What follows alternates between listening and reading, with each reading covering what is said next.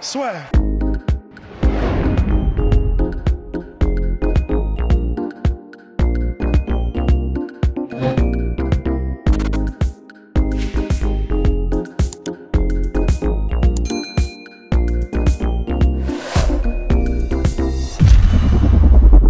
Bonjour à toutes et à tous, bienvenue dans le podcast La Sœur avec Faresiam qui s'est imposé deuxième victoire de suite à l'UFC.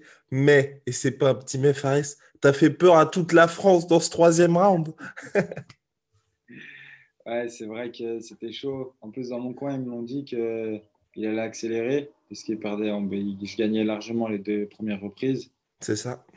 Et moi, en plus, là, je me disais, bon, bah, ça y est, c'est bon, je suis au-dessus. Donc, je voulais accélérer aussi. Sauf que je pense que j'ai eu une perte de vigilance et ça Ok. m'a vraiment bien touché. J'étais sonné. J'étais pas bien du tout. Après, heureusement, j'ai récupéré. J'ai réussi à le maintenir. Et la seule chose que j'ai en tête, c'est quand j'étais au sol et que je le tenais, je regarde en haut et je vois le temps, c'est écrit 3 minutes 59. Je dis, oh purée, là, c'est quand je fais. Dans ma tête, c'était comme ça. Ah bah ouais, bah pour nous aussi, c'était comme ça vraiment.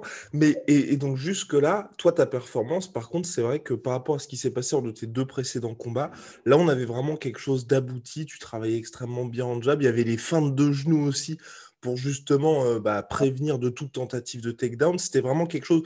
Enfin, le combat se déroulait exactement de la manière dont tu le souhaitais avec ton corner. En fait, ouais, ça s'est passé comme on l'a dit parce que on voulait vraiment le garder à distance parce que j'étais vraiment beaucoup plus grand que lui. Après, j'ai manqué un peu plus de débit. Normalement, j'aurais dû mettre plus de débit, je ne l'ai pas fait.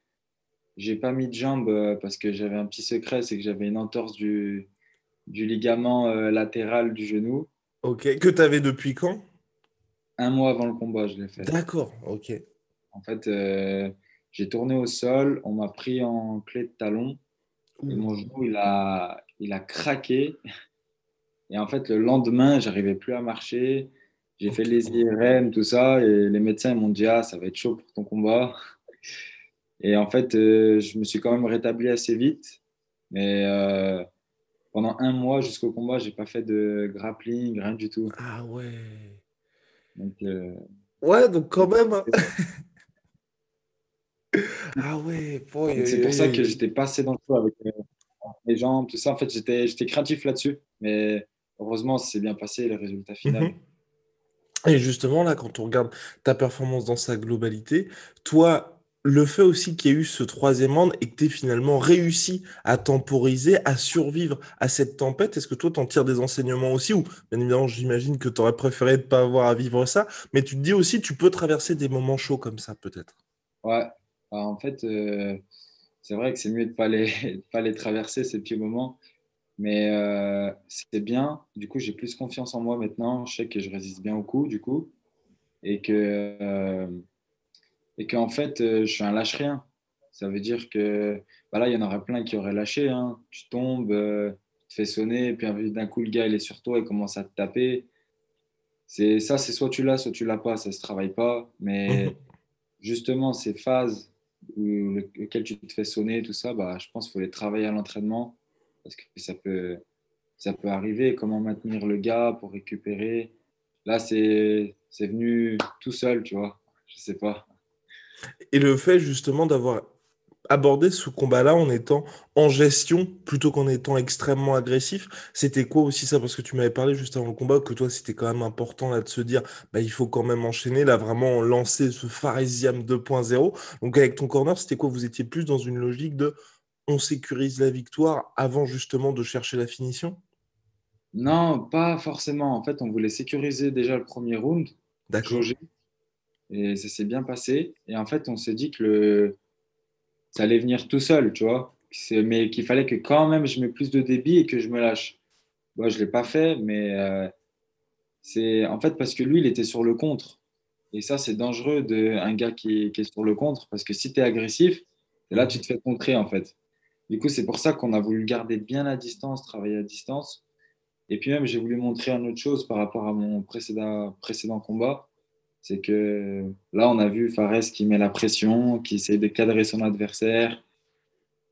Donc là, quand mes prochains adversaires ils vont voir les 3 combats que j'ai fait à l'UFC, ils vont voir à chaque fois c'est un gars différent qui voit. Et je ne sais pas si tu as pu regarder le combat avec les commentaires américains, mais c'était impressionnant, on va dire, le déferlement d'éloges qu'il y avait en ta faveur. Ils étaient vraiment, regardez ce que c'est qu'un kickboxer, un mec qui a un vrai niveau en striking. Est-ce que tu as pu voir ça? Est-ce que surtout, là, tu vois que je sais pas, on a vu des photos donc sur tes réseaux sociaux avec Israël Adesanya, avec les autres stars UFC. Est-ce que eux te connaissent? Est-ce que eux connaissent finalement tes accomplissements? Parce que là, moi, j'avais l'impression vraiment que de la part des commentateurs, ils respectaient énormément ton striking, en fait.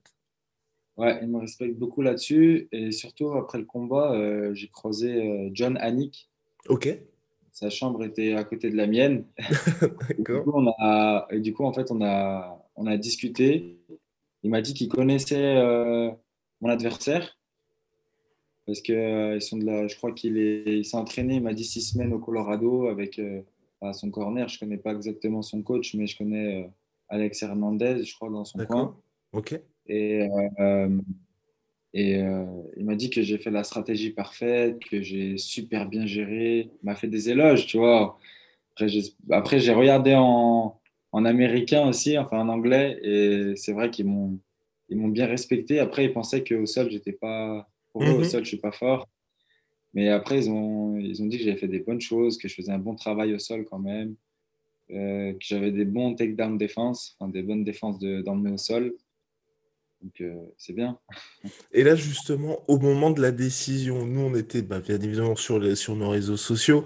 On s'est dit, normalement, c'est pour Faresia, mais on ne sait jamais avec les juges. Est-ce que tu as eu une petite pointe quand même de doute quand tu as entendu l'égalité? Tu as fait, oh, Non, pas du tout. d'accord. Pas- Franchement, j'ai pas eu de doute. En fait, quand il a dit au début, j'ai 29-28 Ziam, donc 29-28 Fares. Mhm. Je me dis, ah, ça va être une split décision, mais je vais gagner. Je pensais que c'était une D'accord. split au début.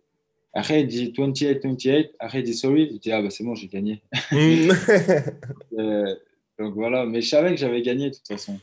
Ok, Après, en fait, c'est qu'il y a un juge qui met 18, les deux autres ils mettent 19. Si l'autre il aurait mis 19, j'aurais gagné à l'unanimité. c'est ça. Mais bon, je pense qu'il a le droit de mettre 18, mais je suis quand même pas d'accord avec le 18. C'est vrai que je me fais dominer tout le round, mais bon, ça ne méritait pas un 18, ça méritait 19. Et là, globalement, donc pour la suite, ça y est en plus. Donc tu veux Bobby Green. Bobby Green a partagé en story également. Bon bah ça y est, c'est parti. Franchement, ouais, j'aimerais trop que ce combat il se fait. Franchement, même il m'a même laissé un commentaire sur mes posts. Il m'a dit alors, c'est pour quand? Moi, je lui ai dit pour octobre si tu veux. Non, on va voir. J'espère que le matchmaker Sean Shelby, il m'enverra le contrat contre Bobby Green, hein. Et donc là, idéalement, toi, t'aimerais bien revenir donc en octobre face à Bobby Green, c'est ça, à Las Vegas ou ailleurs, selon toute Ouais, vraisemblance. je sais pas où est-ce qu'ils vont me faire, mais ouais, ouais, j'aimerais bien. Peut-être Et pour pas. Paris, hein. Bah peut-être, ouais, exactement, revenir là où tout a commencé finalement. Et donc là, justement, toi, la perception que tu as de ta performance, de ton combat, même de ta carrière par rapport aux Américains, tu vois, par rapport à la gestion de tes combats, comment est-ce que tu penses qu'ils, eux, te perçoivent comme combattant? Est-ce que tu te dis, justement, avec ton corner, il faudrait peut-être, je sais pas moi, soit changer des choses, soit aller de tel ou tel côté, parce que tu vois, John Anik a insisté sur le côté takedown defense. C'est vrai qu'on voyait ça aussi beaucoup sur les réseaux sociaux. C'était, ah, on va voir s'il va se faire amener au sol. Est-ce que toi, il y a des choses comme ça que tu arrives à percevoir? Ouais, ça va, j'arrive à percevoir. Moi, ce que je veux, c'est faire plus de finition à l'UFC. Mhm, Après, c'est dur parce que les gars, ils sont prêts, mais il faut que je sois encore plus prêt. Voilà, il y a pas le choix, il faut être encore plus prêt. Après, ça vient tout seul. Moi, je me dis que je suis jeune, je me dis que j'ai 24 ans, c'était mon troisième combat. J'ai pas fait une performance de fou, j'ai géré, mais là, le prochain combat, il va être important pour moi. Et mhm. là, il faudra lâcher les chevaux. Ouais. Et comment ça se passe exactement? Toi, aujourd'hui, parce que t'es dans ton premier contrat à l'UFC ou tu as été renouvelé? Dans quelle situation tu es actuellement? Et bah écoute, là on est en train de voir, bah, c'est mon manager Guillaume Pelletier, il a envoyé un mail au matchmaker pour voir si pour la suite, on est en train de voir. Parce que là, c'était le dernier combat de ton premier contrat à l'UFC, c'est ça? Ah, il m'en reste un, il m'en reste encore un. D'accord. Donc, j'ai un contrat de 4 combats, j'en ai fait 3. Il m'en reste encore un, mais on est déjà en train de voir pour un second contrat. Oh loulou. J'espère que ça se fera. Après, comme je l'ai toujours dit, même si je ne suis pas renouvelé à l'UFC, bah, je ne lâcherai pas. Je serai toujours là. Je serai un combattant de MMA. J'irai briller ailleurs, c'est tout. Hmm. Mais il faut rester à l'UFC. Voilà, c'est tout. Et là, pour la suite, toi, là, donc, tu es de retour en France. Est-ce que tu te vois repartir directement aux États-Unis pour justement, je sais pas moi, travailler un petit peu plus en grappling ou même ton striking? Quel est le plan pour la suite pour le combat contre Bobby Green qui arrive en octobre? Et bah là, contre Bobby Green, bah déjà, ce que je vais faire, là, je prends une bonne semaine de repos Ok. et je soigne mon genou parce qu'il n'est pas encore bien rétabli. Et, et la suite, c'est déjà, je vais faire beaucoup d'anglaise. Ça, c'est la suite. Faire beaucoup de boxe anglaise. En plus, ici à Lyon, on a un très bon club qui est le Cross Counter. Il y a Dylan Chara, Michel Soro. Ok. Donc, c'est des gars super forts. Je vais aller m'entraîner avec eux. Après, ouais, je vais repartir aux États-Unis prochainement, euh, à la fin de l'été ou mois d'août, je sais pas. Ok, ok. Bah, en tout cas, vivement la suite. Merci beaucoup, Fares. Puis encore bravo pour ta victoire. Merci. Premier Français en lightweight à avoir 2 victoires à l'UFC. Je suis content.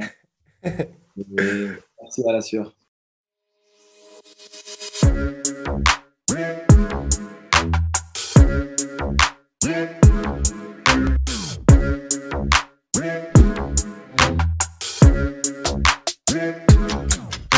I'm fucking coming for you!